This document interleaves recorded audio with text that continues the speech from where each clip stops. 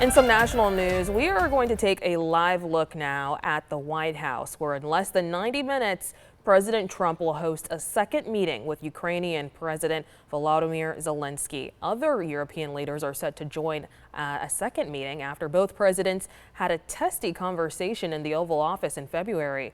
Aaron Navarro shares what's at stake in the war in Ukraine after a Friday summit between President Trump and Vladimir Putin ended without a decision on how to end that conflict. President Trump will welcome Ukrainian President Volodymyr Zelenskyy to the White House today for talks about ending the war with Russia. And what it's going to take to stop the fighting, if we're being honest and serious here, is both sides are going to have to give, and both sides should expect to get something from this. And that's a very difficult thing to do. The meeting follows Trump's Alaska summit with Russian President Vladimir Putin.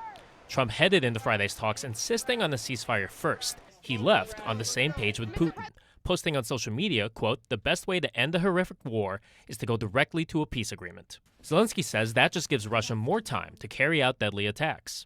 It's impossible to do this under the pressure of weapons. So it's necessary to cease fire and work quickly on a final deal. Trump administration officials say talks with Zelenskyy will focus on possible land concessions in order to secure a peace deal. Zelenskyy says he'd like to speak to Putin directly about that.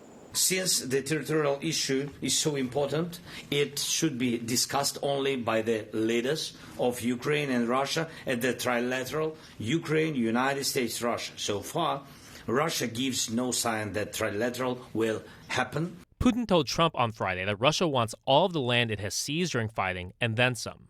That has raised concerns from some European leaders, and several are joining the White House in talks this afternoon.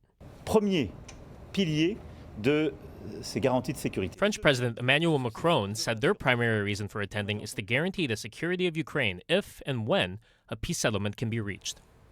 Now, the European leaders also say their presence is a show of solidarity with Ukraine. President Trump now says he may be open to some kind of U.S. assurances for Ukraine's peace after the war is over as well.